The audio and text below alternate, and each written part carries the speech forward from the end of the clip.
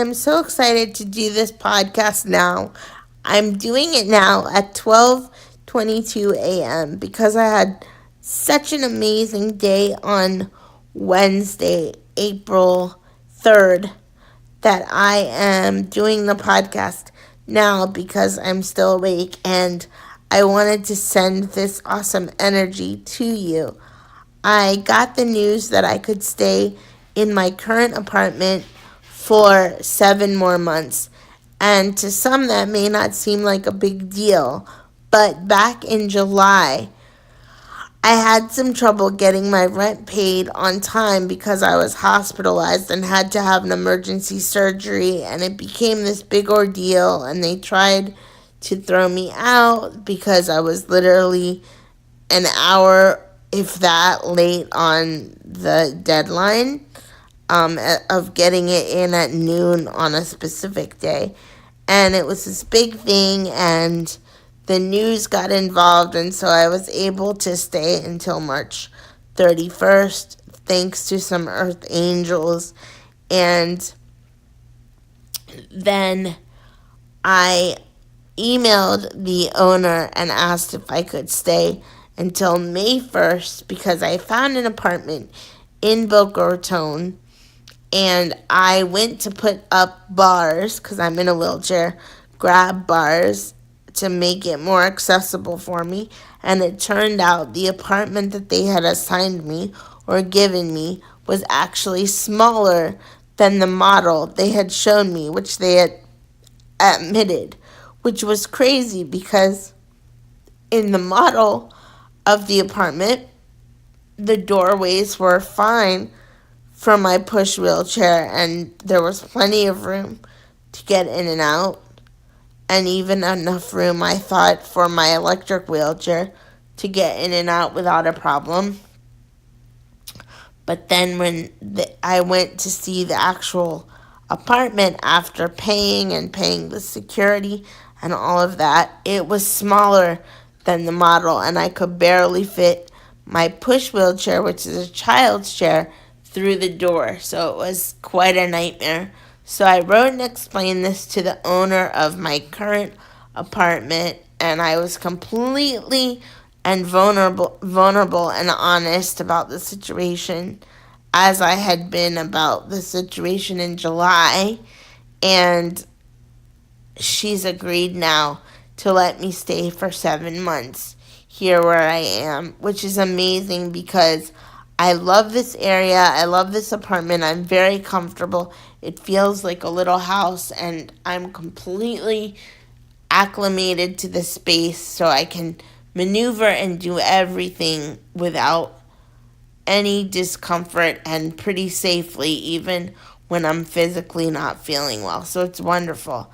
And I have been so sick, particularly for the last year and a half, even 2 years, that I haven't really been able to explore the neighborhood and the environment that I'm in, even though I've been here since December 10th of 2015.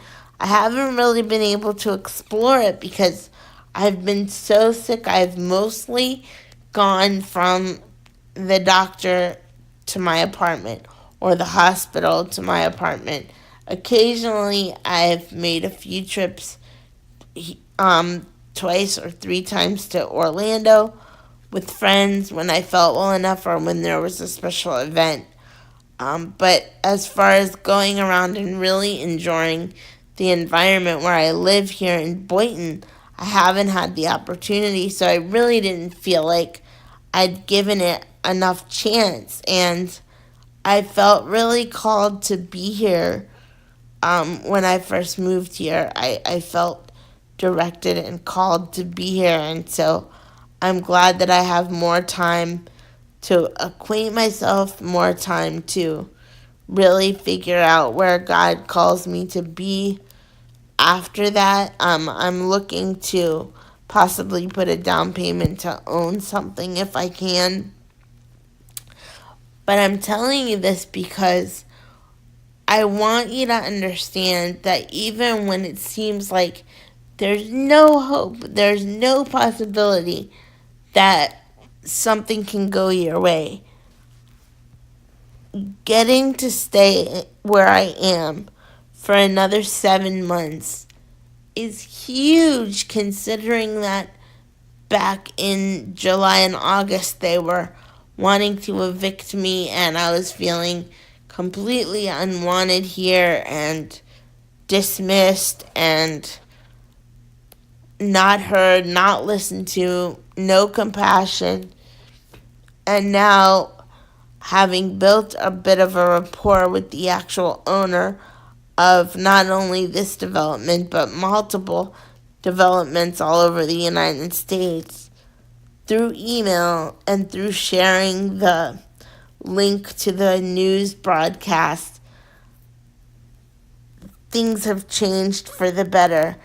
And I think that's because I've been authentic, I've prayed, I've been vulnerable and honest about the situation.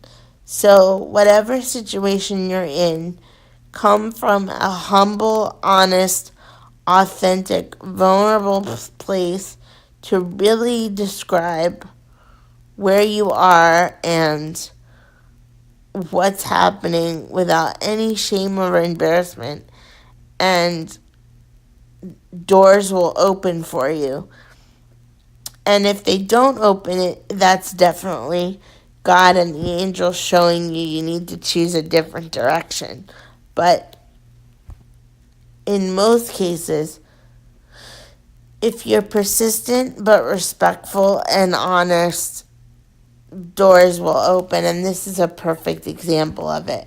The other thing I wanted to talk to you about is so many people have been looking or asking me to help them figure out their purpose. And in a reading, I can definitely give you direction as far as telling you, like, your energy would be suited working with children, or your energy would be suited working in the law, or your energy would be suited writing, or you have a lot of creative energy that needs to be expressed and explored. I can definitely do that in a reading, and you can tell me some things that you're interested in after I kind of tell you what my perception of your energy is, and I can tell you if I think it would be a good fit. But to really, really know your purpose, you have to really look inside yourself and think about what are the issues, what are the things that really give you that sparkle of happiness, that sparkle of wonderment, that sparkle of a bigger picture of how you could share it with others. Because almost always our purpose is somehow connected with what we can easily and joyfully share with others. A perfect example, I've recently fallen in love with cooking again. I've always loved cooking ever since I was little. I loved sitting on the counter watching my aunts bake cookies, or sitting at the table helping toss a salad, or anything that related to cooking, or licking off the spoons after a cake has been mixed together or cookie dough has been baked. Um, all of those textile things I loved in the kitchen, and I think cooking can be such an expression of love and sharing and work, but for a greater good, to feed someone's heart, to feed someone's physical body, to feed someone's spirit and soul by awakening the palate in new ways, by sharing something that you've created with love with the people that you love. And I know that for moms who are busy, that have multiple kids and working, cooking can become a chore of figuring out what to do for dinner. But when you do have more time, think of cooking as the ultimate creation. You're almost creating something brand new with whatever you have at your fingertips to bring enjoyment, to bring satisfaction, to cure hunger from those you love. If you think of it as a labor of love, when you have time to do that and when you're not exhausted, it becomes less of a chore and more of an expression of creativity and an expression of love and an expression of creating something awesome. I have fallen back in love with cooking because I've been reintroduced to my crock pot. I have been so sick over the last few years. I kind of lost my connection with cooking because I barely had enough energy to feed myself at times, or the appetite to eat, to even think about cooking, especially for others. But now that I'm feeling better and I have a space, a kitchen that I can move about comfortably, I've rediscovered my crock pot, and the crock pot is a perfect example of how one ingredient can only be that one ingredient. But when you put a bunch of individual ingredients together, it can make the most wondrous things, varying different things. Like, for example, I have so far made a wonderful honey chicken vegetable soup, a delicious chicken alfredo with broccoli, and pasta penne, and a delicious savory beef stew with vegetables that have all come out really, really good. And I follow a recipe, and these days you don't even need a cookbook because you can look up every kind of recipe on Pinterest that you can imagine, and you can see how many people have tried it and shown pictures where it looks like it came out pretty good. So you can tell which ones are good and which ones kind of are flops, and just kind of experiment, but also use your intuition. You don't have to use every single spice they suggest, or you can substitute something if you like something better than others. Like if it says rosemary spice and you like thyme, you can switch them out. And if you're like me, intuitively, I don't have to measure everything exactly. I can kind of intuitively know how much to add in or take out, or what extra spices to add in or not. But it's such a variety of different things that you can create from a multitude of ingredients. I think it's a perfect analogy of how, as individuals, we are our individual wonderful self. But when we come together in diversity,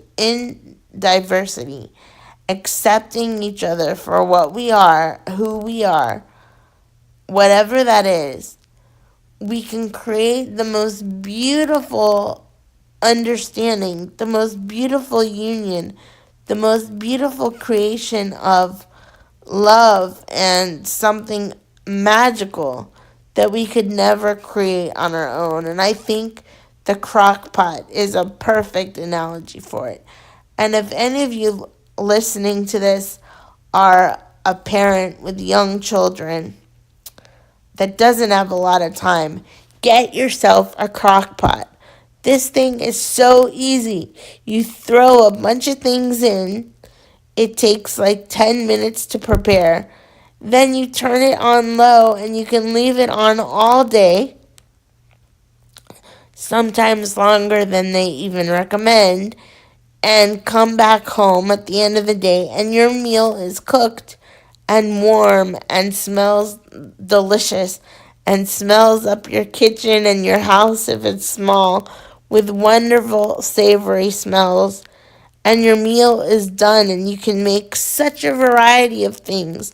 My next endeavor with the crock pot is going to be pork chops, boneless pork chops with a southern gravy, and banana bread with chocolate chips for dessert.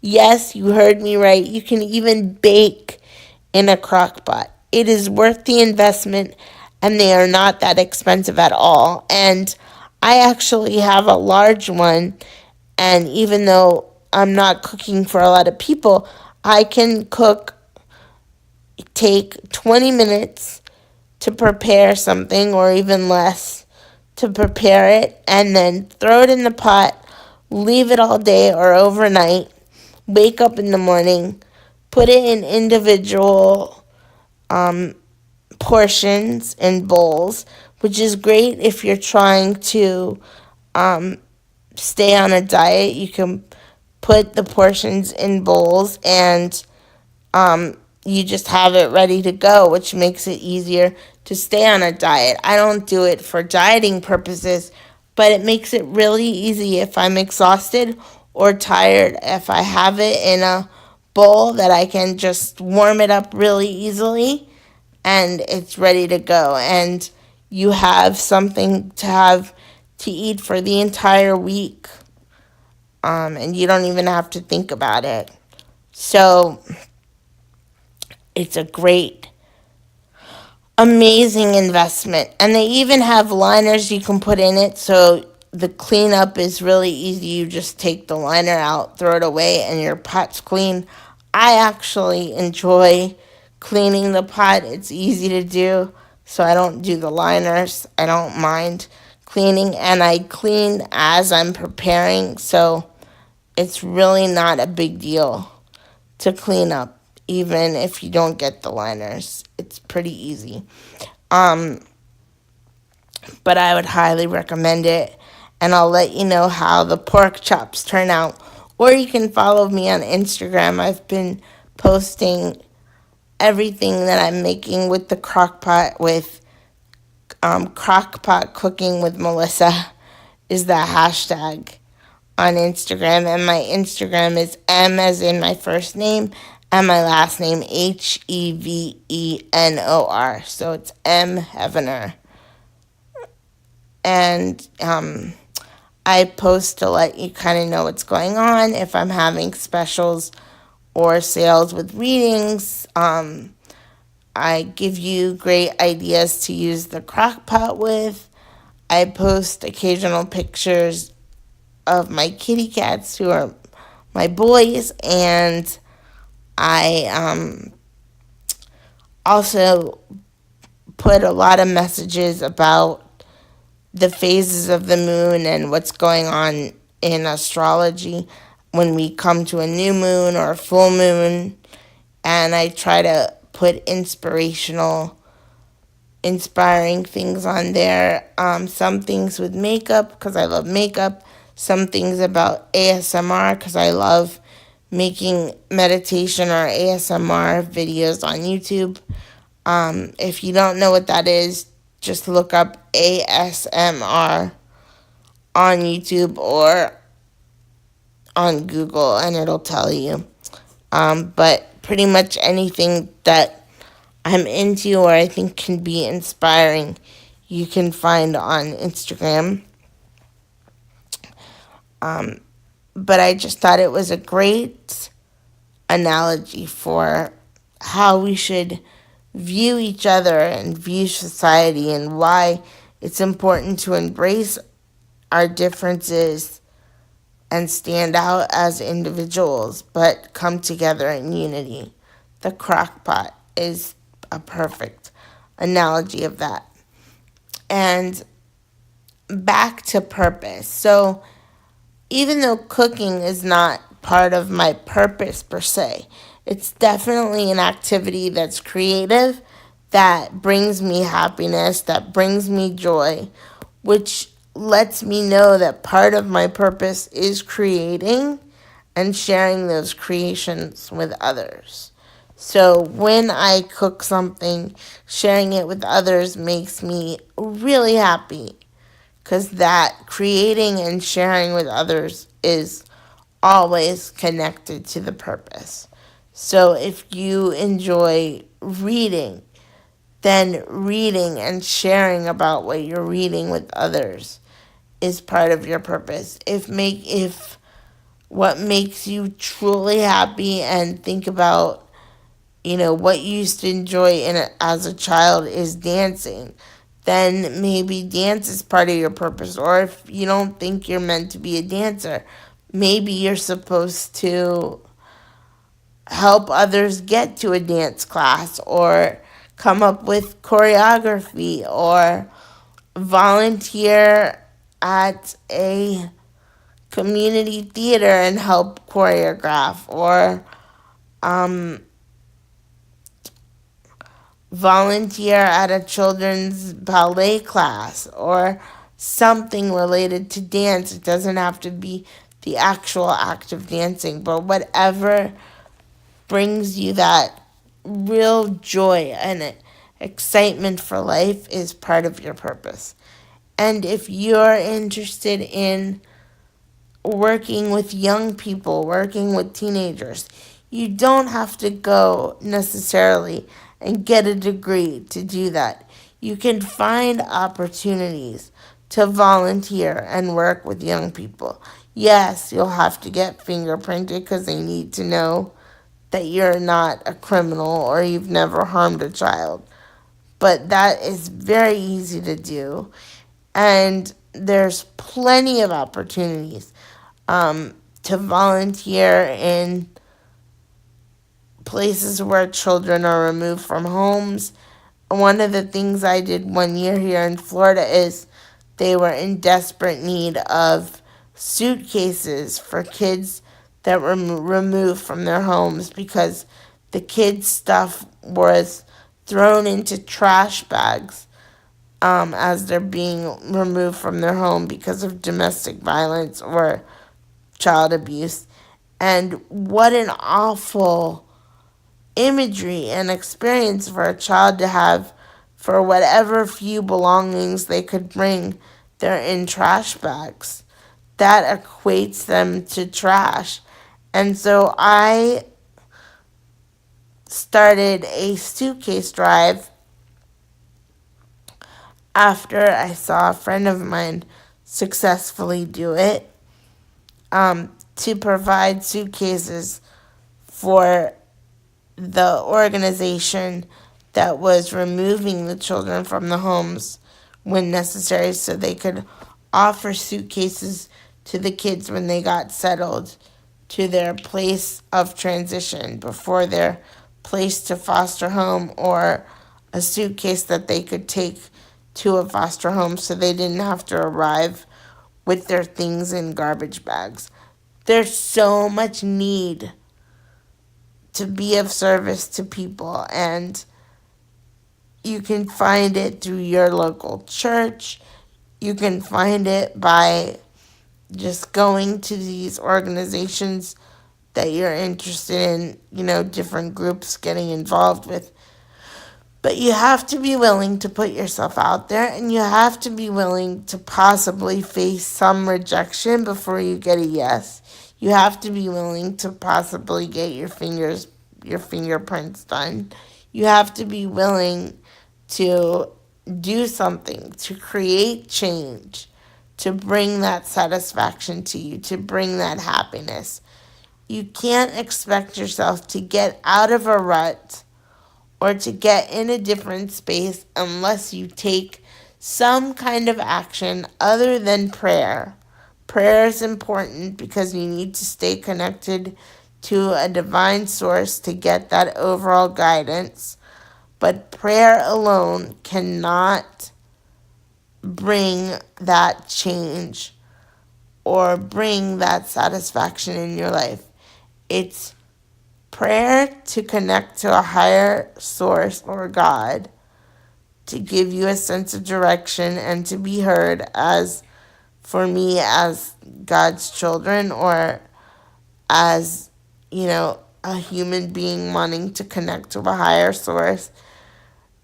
So prayer is necessary, but you also have to be willing to take action to create that change.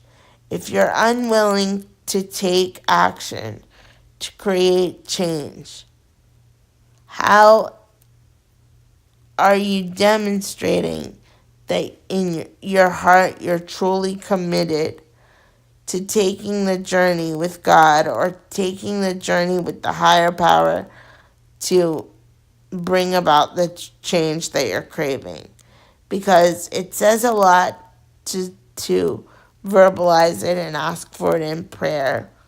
But as they say, actions speak louder than words. So you need to say your words out loud and then commit to those words through your action.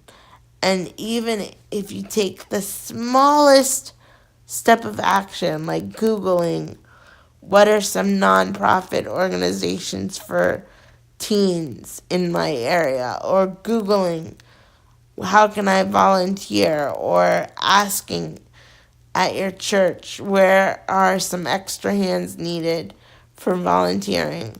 Taking the smallest step towards that change, towards finding that satisfaction and purpose, God will open the biggest door, no matter how small your step of action in showing commitment to being of service is. And I was committed to being open and honest, and committed to believing that I belong to be where I am in Boynton, because I hadn't really explored the area. I hadn't really connected with the area, and I felt like God had put me here originally for a reason. So, in taking the small step of creating that rapport and showing up even when it was reluctant, because I did not want to be on the news. I'm not one to air my dirty laundry. I do share on Facebook with friends and clients that I've known a long time what's going on, so they understand my schedule in terms of the readings, and so I don't have to make a bunch of phone calls about health updates. I do share on Facebook, but other than that, I keep it pretty private. I'm not one to constantly ask for help. I'm very, extremely independent, and I want to be known for the good that I do in the world and for the things that I am able to impart to people to help them on their journey as a way to share and give back. For me, it's all about giving back and helping others. That makes me happy, so I know it's part of my purpose. But I did not want to be on the news to kind of be like, woe is me, this is what I'm going through. But the opportunity came. I prayed about it so much, and I surrendered because I knew if God was making this possible, there had to be a bigger reason. And it was the best thing I could have done, because it introduced me to amazing people I never would have met had I not done it. And it gave me a little bit of a nest egg so I can have something. If I don't feel good to work, I have a little bit to fall back on. And it basically gave me the opportunity to stay in my apartment where I felt like I belonged, at least for the time being. So you have to, even if you're reluctant, trust a higher power, pray, and take action. If I had followed my initial feelings of fear and decided not to do the news story, I wouldn't have met these people. I probably wouldn't have gotten to stay in my apartment. And I wouldn't have this kind of new chapter that I have in my life, this newfound health, this newfound hope, that all kind of started with that. So I just wanted to share that with everyone.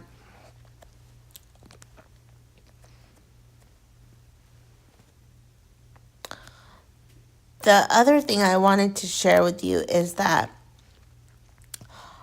and this is not anything about politics, this is about another book to help you find your purpose if you're really searching to do that, and to not always follow the practical path or the path that seems most practical.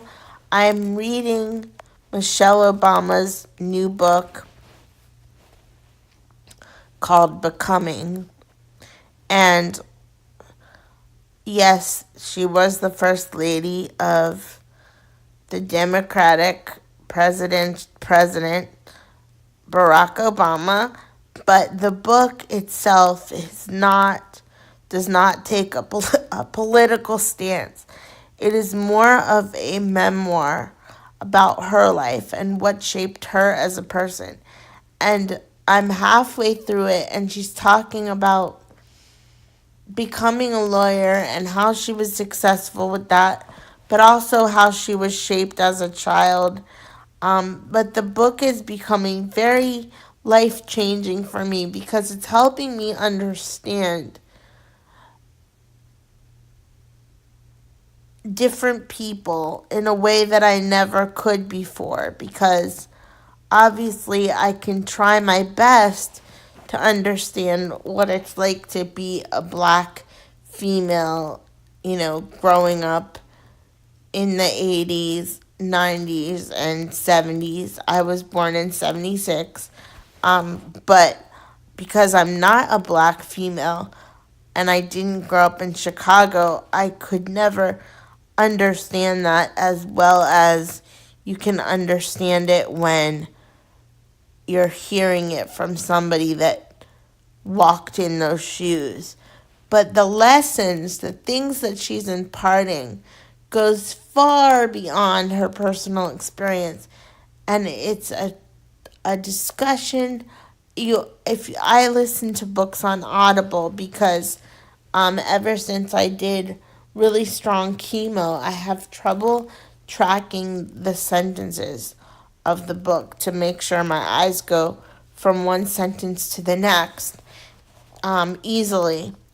I don't know why chemo affected that, but it did. And so it's hard for me to read from a book without really concentrating, because of the tracking of my eyes from one sentence to the next. So I listen to a lot of books on Audible. And if you have Audible,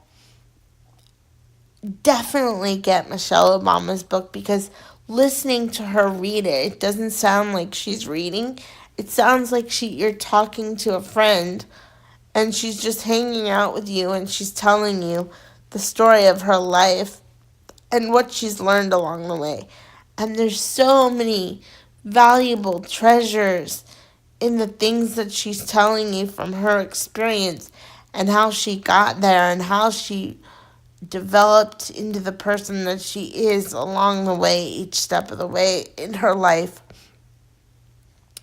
But it teaches you so much about society, about community, about family, which is similar or different from yours, about finding purpose, about losing your way, about what types of life events shake your path and what you can do with that. I mean, so many valuable pieces of wisdom and humor and humility that are intertwined in this book. I would recommend it for anyone who's ever felt like they made a wrong choice with their career, or they're not sure what their purpose is now at this phase in their life, or or they question if they're on the right track. She addresses these things eloquently, poetically, intellectually, with humor, and head on, with a vulnerability and a humility that I have witnessed in few books. So I highly, highly recommend it.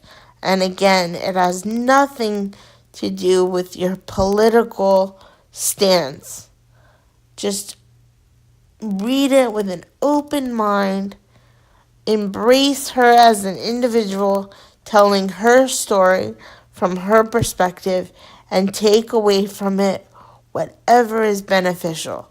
But I promise you, no matter what, whether you're male, female, Democrat, Republican, black, white, Spanish, whatever it is, whatever you are, there are things in her book that you can take away that will change your life for the better. I promise. Because it has been eye-opening. It has been a joy, and I'm halfway through. And I'm taking my time because I do not want it to end. I am so enjoying these little, almost like hangouts with Michelle Obama telling her story. So I recommend it. And if you know anyone that is an avid reader, you know anyone that's thinking about becoming a lawyer, um, you know anyone that's lost as far as their purpose, especially if they're type A personality and really tend to do things by the book, have them read this book because they will feel understood and they will think about things different. And if you know someone who's a free spirit, doesn't really follow any order, is not type A personality, definitely read this book because they will feel understood and appreciated as well. So there's a little bit of everything for anyone in this book. Just please read it. So I wanted to share that with you. It's definitely changed the way I view certain things, and it's changed the way I'm gonna approach some aspects of creating and writing, which is definitely part of my purpose. I have actually felt sad a few times recently because I began to feel like people that I'm even really close to don't really know me. It's almost like people know me in the context that we met. Like I have very few, but I have a few clients that I've become very close to, that have become good friends, that have stepped out of the realm of being a client and become very good friends. And that happens rarely because I like to keep my professional business with my clients very professional and my friendships more on a personal level. But occasionally it happens, and I have a few friends now that are extremely close who started out as clients, and I realized it's sad because they know me as my gift and those things and what I have to offer and who I am as the person I am here in Florida, but they don't really know my past. They know little bits and pieces of it, but they don't know my relatives that shaped my life, the events that shaped my life. And I guess that's why I wrote my book, to kind of share that more with people and to hopefully inspire people that have had to overcome some of the things that I've had to overcome in the past. But also, my true purpose, my true passion, this may shock a lot of you, is writing. I have been writing since I was 5 years old. And writing is what helped me not become labeled as a disabled child when I was really young, because I wrote at 5 more like an 8 or 9 year old. My vocabulary was crazy. My understanding and comprehension of SAT vocabulary was insane. I always struggled with math, but anything abstract, creative, and to do with words and writing was like joy, pure bliss for me. And that's why my dream is to write television shows and to write a movie about my life and share that with people as hope and inspiration, but also to give me a platform to be more of an advocate for people with disabilities, so that people with disabilities can be celebrated for their differences, embraced for their differences, thanked for their differences, but don't feel like an outsider, but as someone who is celebrated, worthy, and wanted like any other individual. And I want to be able to make a lot of money, not for fame and fortune, but so that I can help residential real estate build apartments and homes that can easily adapt a wheelchair and still be aesthetically beautiful and desirable for any normal, quote unquote normal, although I don't believe there's really such a thing as normal, but able bodied person would be just as likely to fall in love with the house as a person in a wheelchair who could easily maneuver the kitchen, who could easily live in the piece of real estate with getting their wheelchair in and out and around, but the same house could be just as beautiful and just as desirable to someone who was not in a wheelchair. And with the technology and all the adaptations that we have the ability to build and create now, there's no reason why every piece of property, real estate, whether it be apartment or houses, cannot accommodate all people.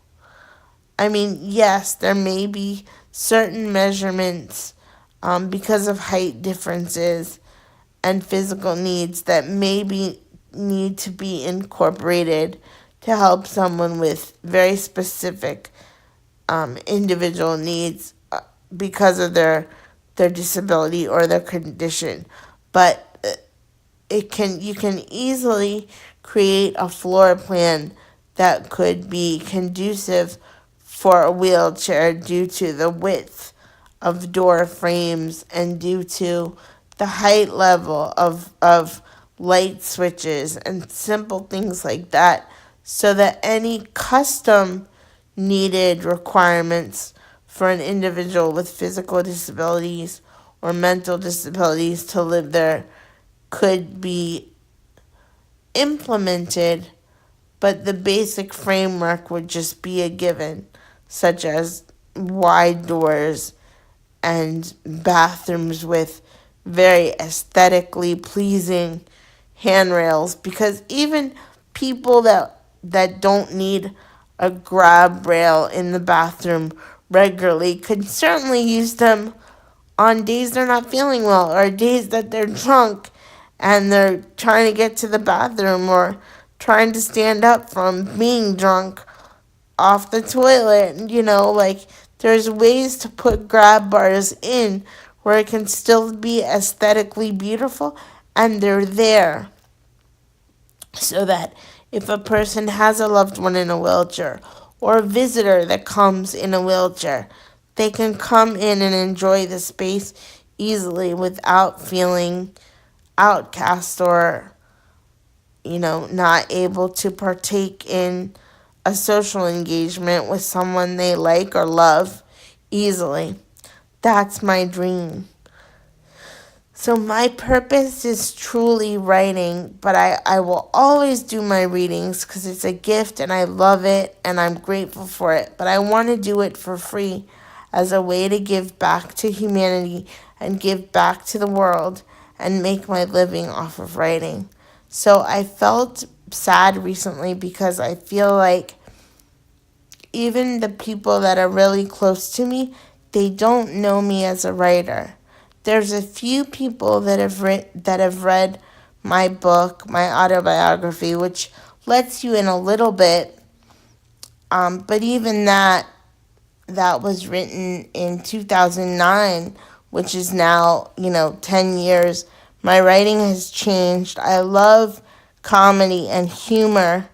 That's my passion of writing, and or dramedy, because I like writing drama as well, but also with humor in there. And for someone to really know me, they need to understand my passion for writing, my way of writing, my craving every day that I wake up to write, even when I have a blazing fever and a lot of pain because of the health that I'm dealing with. I always crave to write and create.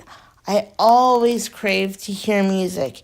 Even today, earlier in the day, I had a horrible headache, and I think it's because I need new glasses, which I'm going to work on tomorrow. But I have a little bit of a fear of the eye doctor.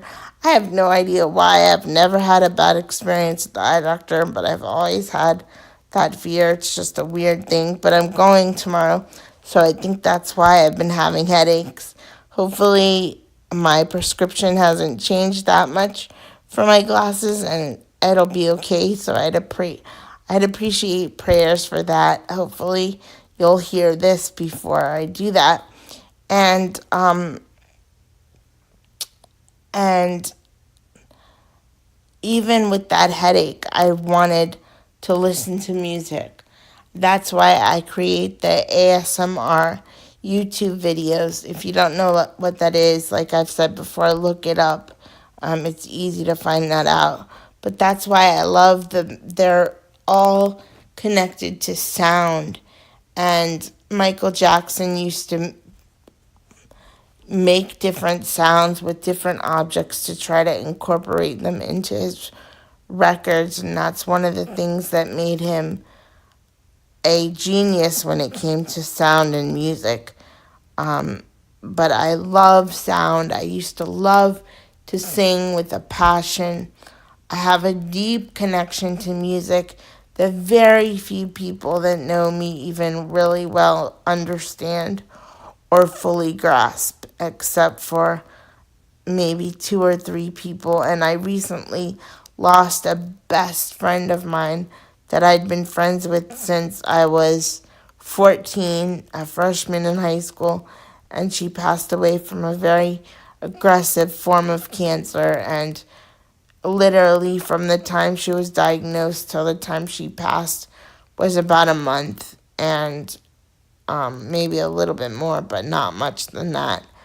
And it was very shocking and devastating, and I was heartbroken. And even though I can feel her around me and I know I can connect to her, it's not the same as hearing her voice on the phone. And we used to talk pretty regularly on the weekend and catch up, and we've been friends all these years. And I'm still heartbroken that she's no longer here, but her passing made me even more determined to write more and help those that I am close to understand these passions in me, because that's really truly what it means to understand and be close to me. And I felt sad that now another person who understood and knew that part of me is in heaven.